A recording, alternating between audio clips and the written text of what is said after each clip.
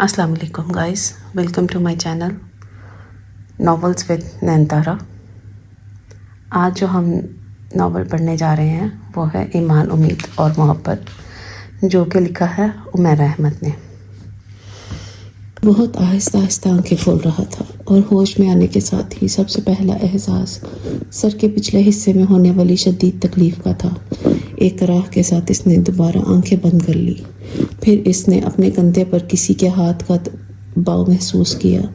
कोई इसके बहुत करीब झुका हल्की आवाज़ में कह रहा था, तुम कैसा महसूस कर रहे हो?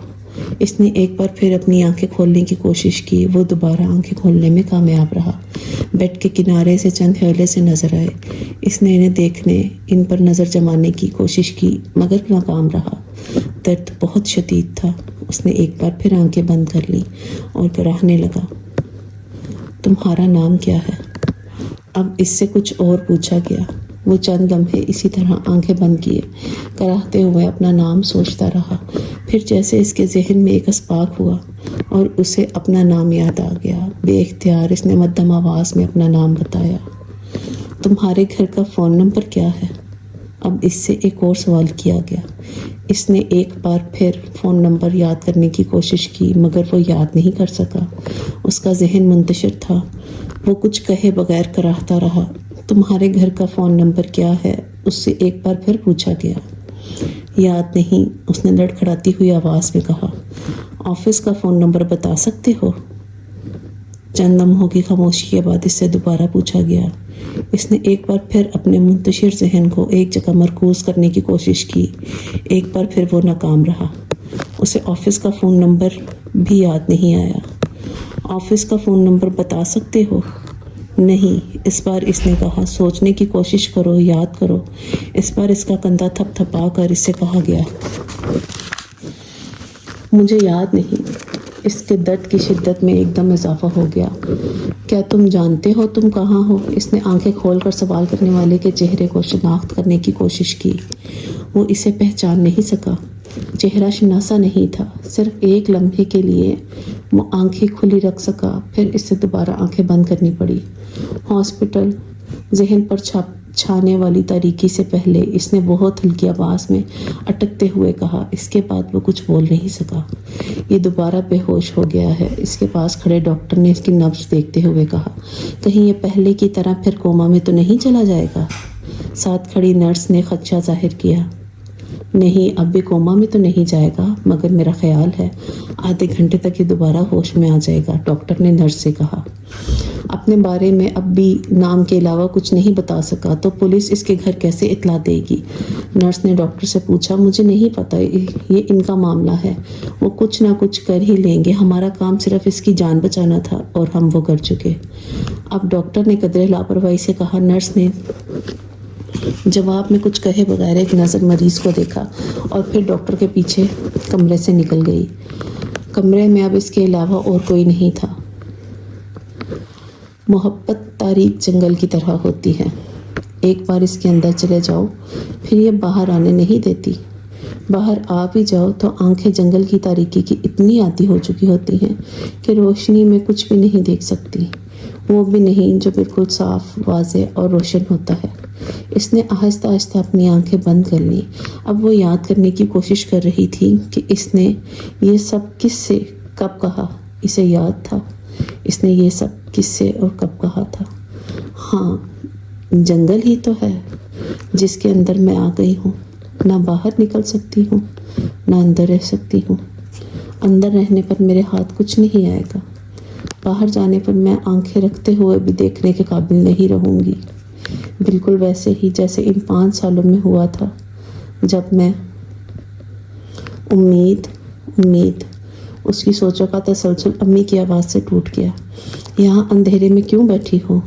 मेरा दिल चाह रहा है अम्मी यहाँ बैठने को। अंदर तो बहुत घुटन महसूस हो रही थी। अंधेरे में इसके चेहरे पर फिसलती हुई नमी अम्मी को नज़र नहीं आ सकी। इसकी आवाज़ से भी कोई ये नहीं जान सकता था कि वो रो रही थी। घुटन हब्स की वजह से है। अभी थोड़ी देर में आंधी आ जाएगी और फिर बारिश होगी तो मौसम ठीक हो जाएगा। वो अंदाज़ा नहीं कर सकी कि वो किसे तसल्ली दे रही है।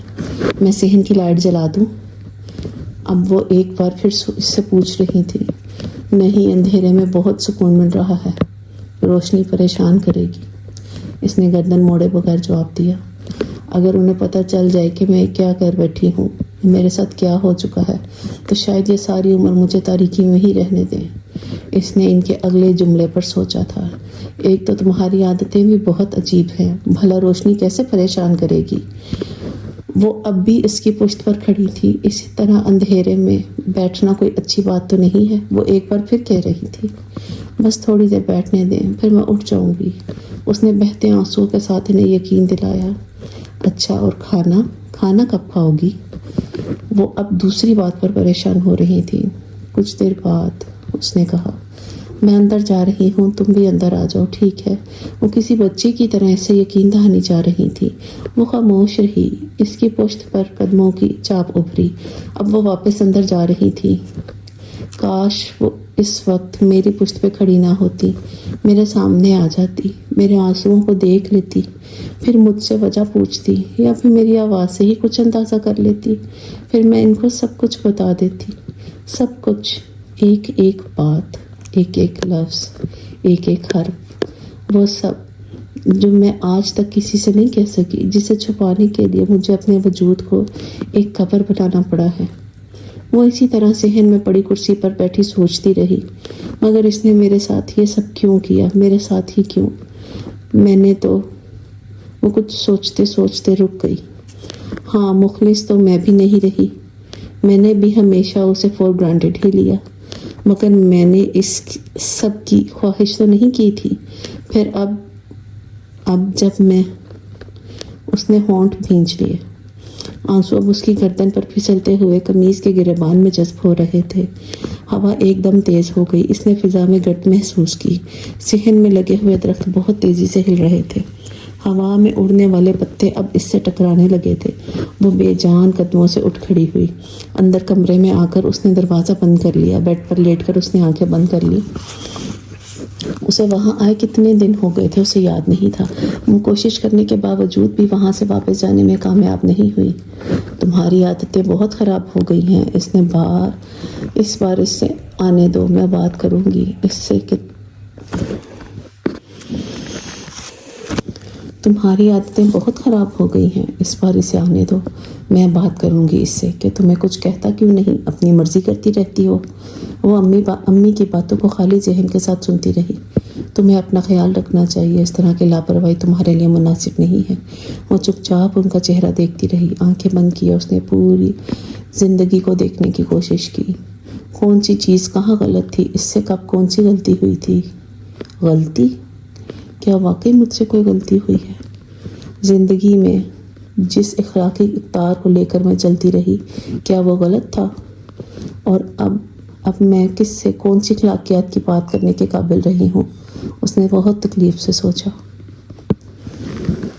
اس نے اپنی آنکھیں کھول دی، تلاوت کی جا رہی تھی اور کرنے والے سے وہ بہت اچھی طرح واقف تھی۔ وہ یہ جانتی تھی کہ ابھی چند منٹوں کے بعد یہ آواز اسے جگا رہی ہوگی۔ وہ موندی آنکھوں کو رگڑتے ہوئے اٹھ کر بیٹھ گئی۔ منہ پر ہاتھ رکھ کر اس نے جمائی کو روکا۔ پتہ نہیں ڈیڈی کس طرح اتنی صبح جلدی اٹھ جاتے ہیں، شاید یہ رات کو سوتے ہی نہیں۔ اس نے بیڈ پر اترتے ہوئے تجزیہ کیا۔ ساتھ والے بیڈ پر اس نے عدیلہ کو جھنجھوڑ کر اٹھایا، پھر وہ اٹھ کر اپنے کمرے سے باہر آ گئی۔ ویری گڈ، آج تو بغیر جگائے ہی بیدار ہو گئی۔ میجر عالم جاوید نے اپنی بیٹی کو جمائیاں لیتے ہوئے کمرے سے باہر آتے دیکھ کر کہا۔ ہاں، تو میں نے سوچا اس سے پہلے کہ آپ اندر آ جائیں میں خود ہی آ جاؤں۔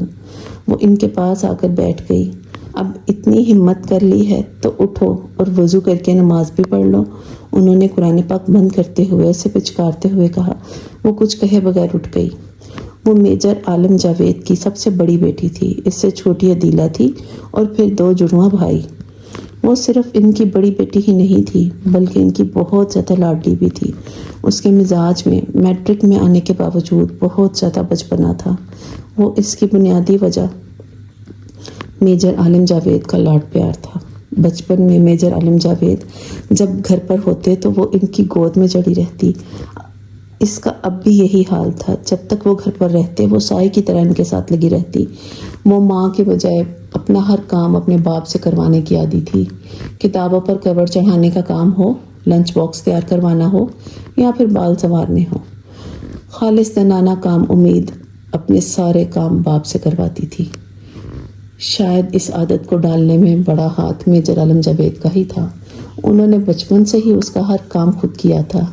अब ये हालत हो गई थी कि अपनी माँ की नाराज़गी के बावजूद वो अपने सारे काम अपने बाप से करवाती थी। जब आलम जावेद एक्सरसाइज पर गए होते तो उम्मीद के सिवा किसी को मुश्किल पेश नहीं आती थी। सिर्फ वो थी जो अपना हर काम रो रो कर किया करती थी, क्योंकि उसे आदत ही नहीं थी कोई दूसरा उसका काम करता। अगर करता भी तो वो मुतमईन होती, जिसका नतीजा ये होता कि इसकी अम्मी खफा होकर उसका कोई काम ना करती और दूसरों को भी मना कर देती। बाप के वापस आने पर वो ये सब कुछ बाप को बताती और अगले कई दिन जैसे तलाफी के तौर पर उसका छोटे से छोटा काम भी वो खुद ही करते। उम्मीद ने अपने बाप को बहुत मजहबी देखा। वो बाकायदा 5 वक्त की नमाज़ पढ़ा करते थे और बहुत छोटी सी उम्र में उन्होंने इसे भी नमाज की आदत डाल दी थी। वो साथ रखते हुए इसे मज़हब के बारे में बहुत कुछ बताया करते थे। वो कुछ बातों को समझ जाती, कुछ को समझ ना पाती, मगर खामोशी से सुनती रहती। ज़िंदगी बहुत पुरसकून अंदाज में गुजर रही थी। उम्मीद ने इन दिनों बहुत अच्छे नंबरों से मैट्रिक करते हुए FSC में दाखिला लिया था, जब इसे घर के माहौल में कुछ अजीब सी तब्दीलियां महसूस हुई थी। मम्मी और डैडी एकदम बुझे बुझे नज़र आने लगे थे। इसने अम्मी को कई दफ़ा आंसू बहाते देखा। डैडी भी बहुत परेशान नज़र आने लगे थे। इनकी शौखी और शगुफ्तगी एकदम मांद पड़ गई थी। इसने बार बार अम्मी और डैडी से इनकी परेशानी की वजह पूछने की कोशिश की, मगर वो बड़ी उम्दगी से टाल गए। फिर एक दिन मेजर आलम जावेद ने इसे अपने पास बिठाते हुए इसका हाथ अपने हाथ में ले लिया। तुम्हें आज कुछ ज़रूरी बातें बतानी है उम्मीद। इसे इनकी आवाज़ में कोई बहुत ही गैर मामूली चीज़ महसूस हुई थी। इसने इसे खौफ ज़दा कर दिया था। मध्यम आवाज़ में सर झुकाए उन्होंने इसे बताया था कि मेडिकल चेकअप के दौरान इनके दिमाग में 3 जगह ट्यूमर की तशखीस हुई है। डॉक्टर्स ने इन्हें फौरी तौर पर ऑपरेशन का कहा है। इसे ज़िंदगी में कभी इतना खौफ नहीं आया था जितना इसने इस वक्त बाप का चेहरा देखते हुए महसूस किया। मेरे पास कोई रास्ता नहीं है। ऑपरेशन करवाऊं तब भी बचने के चांसेस बहुत कम हैं, ना करवाऊं तब भी चंद माह के अंदर मेरी बीनाई ख़त्म हो जाएगी और फिर शायद। उनकी आवाज़ भारी होने लगी। वो पलकें झपक के बगैर बेयकीनी के आलम में उनका चेहरा देखती रही। तुम घर में सबसे बड़ी हो, मेरे बाद तुम्हें ही मेरा रोल अदा करना होगा, मेरी जिम्मेदारियां उठानी होंगी, तुम्हें बहुत ज़्यादा बहादुर बनना होगा, उसका बाप आहिस्ता आहिस्ता उससे कह रहा था। मगर मैं तो कुछ भी नहीं कर सकती। कर लोगी, सीख जाओगी, करना पड़ेगा, वरना घर का क्या होगा। मुझे आर्मी से रिलीज़ किया जा रहा है। आने वाले दिन बहुत मुश्किल हो जाएंगे, ख़ास तौर पर तुम्हारे छोटे बहन भाइयों के लिए। तुम्हारी अम्मी कह रही थी कि मैं ये सब कुछ तुम्हें ना बताऊं, तुम सुन नहीं सकोगी, मगर तुम्हें बताना बहुत ज़रूरी था। तुम मेरे बाद घर की सबसे बड़ी हो। मैंने तुम्हारी अम्मी से कहा कि तुम बहुत बहादुर हो, तुम सब कुछ समझ जाओगी। इसकी आंखों में आंसू आ गए थे। घुटी घुटी आवाज़ में इसने बाप से कहा, अम्मी ठीक कहती हैं, मैं बहादुर नहीं हूँ। उन्होंने जवाब में कुछ नहीं कहा था। वो सिर्फ खामोशी से इसे देखते रहे थे। उम्मीद को अपना वजूद पिघलता हुआ महसूस हुआ था। सिर्फ मेरे बाप के साथ ये सब कुछ क्यों हुआ? वो तो उसके दिल में बेख्तियार शिकवा आया था। ज़िंदगी में बहुत कुछ होता है उम्मीद।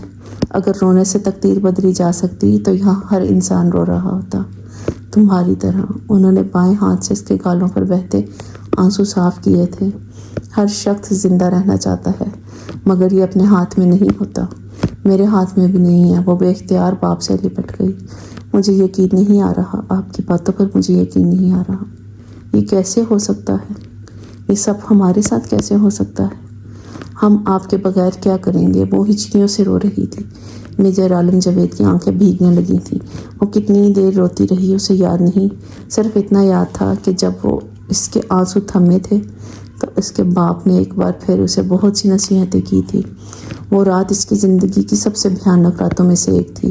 वो एक लम्हे के लिए भी अपनी आंखें बंद न कर सकी थी। क्या सब कुछ इतनी आसानी से ख़त्म हो जाएगा?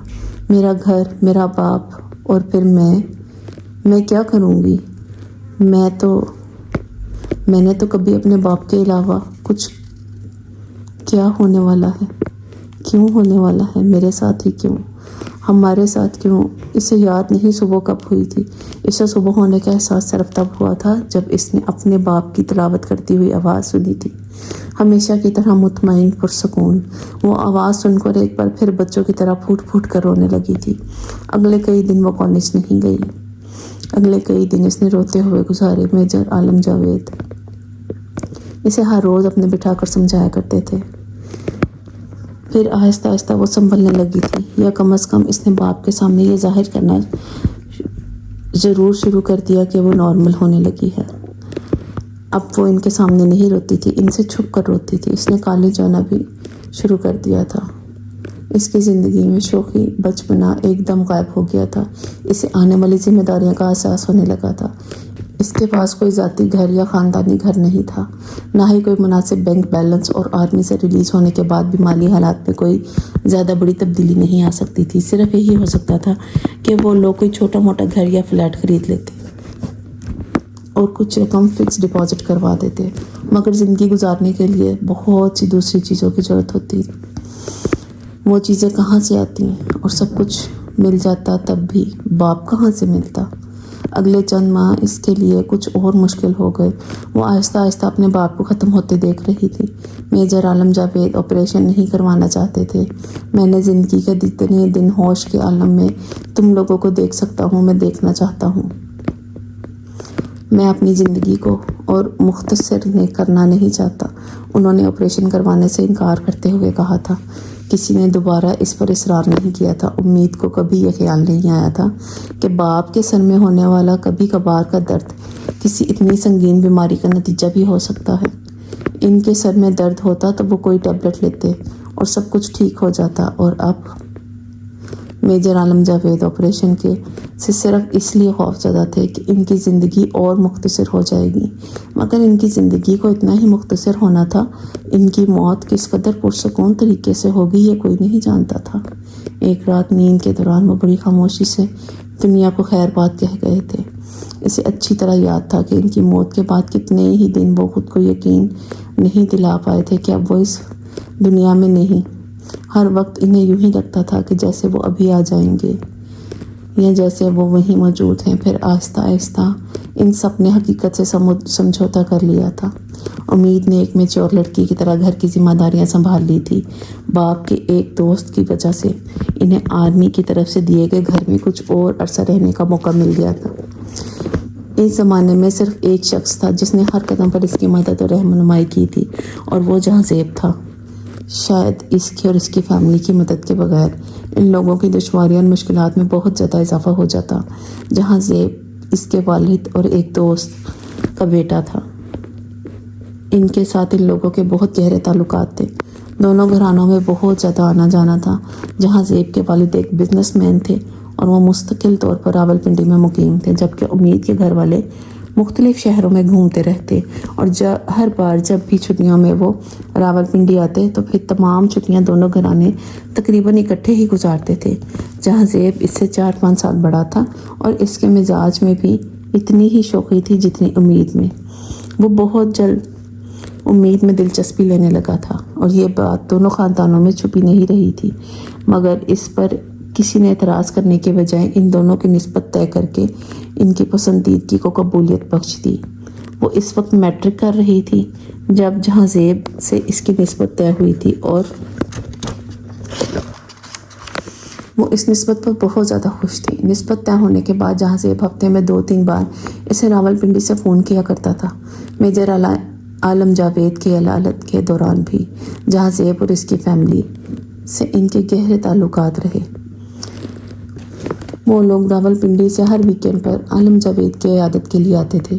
جہاں زیب کے والد اصرار کرتے کہ عالم علاج کے لیے باہر چلے جائے، مگر عالم جاوید ان کی ہر بات کو نظر انداز کر دیتے۔ امریکہ میں علاج بہت مہنگا تھا۔ وہ اگر اپنا سب کچھ بیچ کر باہر چلے جاتے تب بھی ان کے پاس کوئی گارنٹی نہیں تھی کہ ان کا آپریشن کامیاب ہوگا۔ تب ان کے گھر والے کیا کرتے؟ وہ انہیں فٹ پاتھ پر لا کر بٹھانا نہیں چاہتے تھے۔ جہاں زیب کے والد انہیں اپنے خرچ پر باہر بھیجنے کی آفر بھی کر چکے تھے، مگر میجر عالم جاوید نے یہ آفر بھی ٹھکرا دی۔ وہ ان سے قرض لینا نہیں چاہتے تھے اور نہ ہی احسان، کیونکہ وہ نہیں چاہتے تھے کہ ان کی وجہ سے ان کی بیٹی کے مستقبل پر کوئی اثر پڑے۔ ان کی وفات کے بعد بھی لوگوں نے اسی طرح ان سے اپنے رابطے قائم رکھے تھے۔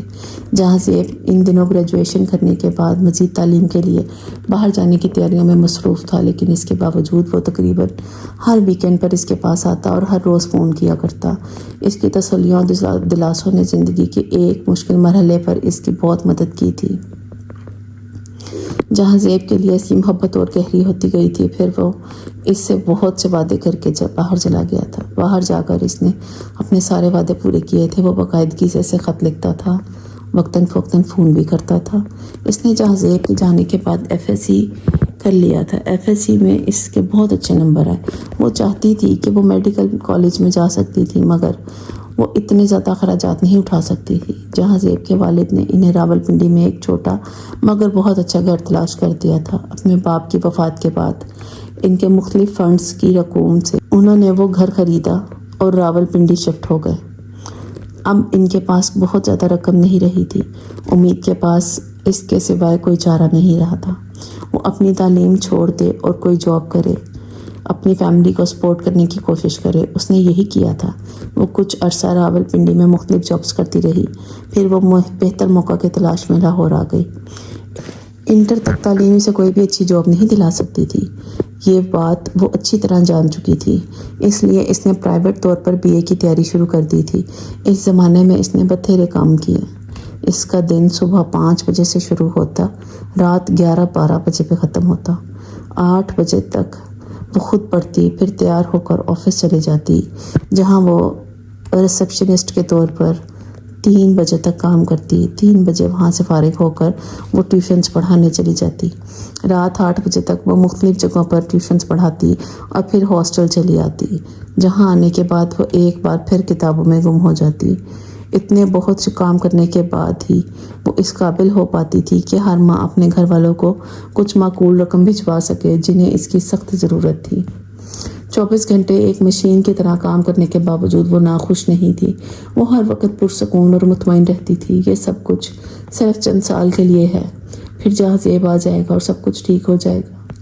میں تب تک اپنی ذمہ داریوں سے فارغ ہو چکی ہوں گی اور ہم دونوں ایک دوسرے کے ساتھ بہت اچھی زندگی گزاریں گے۔ وہ ہر ہفتے جہاں زیب کی طرف سے ملنے والے خط کو پڑھ کر سوچتی۔ اس کی روم میٹ عقیلہ بھی جہاں زیب کے بارے میں جانتی تھی۔ تم بہت لکی ہو امید، تمہارا منگیتر بہت اچھا ہے۔ مجھے حیرانی ہے کہ باہر جا کر بھی وہ تمہیں یاد رکھے ہوئے ہے، اس طرح لیٹرز اور کارڈ بھیجتا ہے۔ عقیلہ اس کے باقاعدگی سے آنے والے خطوط اور کارڈز کو دیکھ کر مسکراتی، اس کی باتیں سنتی رہتی۔ اسے خود پر رشک آتا۔ ہاسٹل میں اس کے ساتھ پلے کمرے میں بھی اس کے منگیتر کو ڈسکس کیا جاتا تھا، وہاں بھی اس پر رشک کیا جاتا تھا۔ سارے دن کی مصروفیت کے بعد اس کے پاس سکون کے لیے واحد چیز اس کے خط اور کارڈز ہی ہوتے تھے۔ وہ کچھ دیر ان کے ساتھ مصروف رہتی اور پھر حیرت انگیز طور پر پرسکون ہو جاتی۔ مہینے میں 1-2 بار راولپنڈی جاتی، ویکینڈ وہاں گزارتی، پھر مطمئن ہو کر واپس آ جاتی۔ جہاں زیب کے والد نے اسے بہت دفعہ کہا تھا کہ وہ کوئی کام نہ کرے، وہ اس کے گھر کے اخراجات برداشت کر سکتے ہیں، مگر وہ یہ نہیں چاہتی تھی۔ وہ اپنی فیملی کے لیے سب کچھ خود ہی کرنا چاہتی تھی۔ وہ یہ نہیں چاہتی تھی کہ جس گھر میں اسے کل کو بہو بن کر جانا ہے، اس کے گھر والے پہلے ہی ان کے حساب احسانوں تلے دب جائیں۔ ٹھیک ہے، محنت کرنا پڑ رہی ہے، زندگی قدرے مشکل ہے، آسائشیں نہیں رہی، مگر عزت نفس تو ہے نا۔ مجھے جہاں زیب کی فیملی کے سامنے نظریں جھکانا پڑتی ہیں، نہ ہی ہاتھ پھیلانا پڑتا ہے، وہ سوچتی اور مطمئن ہو جاتی۔ BA کرنے کے بعد اس نے کچھ کمپیوٹر کورس کیا اور پھر ایک فرم میں کمپیوٹر آپریٹر کے طور پر کام کرنے لگی۔ اس دوران اس کے دونوں بھائی میٹرک میں تھے۔ جہاں زیب باہر سے اسے تسلیاں دیا کرتا تھا، ان کے گریجویشن کرتے ہی وہ انہیں باہر بلا لے گا۔ وہ سوچتی ہے یہ شخص میرے لیے کیا کیا کرے گا اور میں اس کا احسان کس طرح اتاروں گی۔ وہ اسے خط میں یہی لکھ دیتی تھی۔ اس کا جواب آتا تھا، میں احسان نہیں کرتا، محبت کرتا ہوں۔ وہ اس کا جواب پڑھ کر سوچتی، زندگی کوئی اندھا کنواں نہیں ہے، اس میں بہت روشنی، بہت جگمگاہٹ ہے، بس ذرا دور ہے۔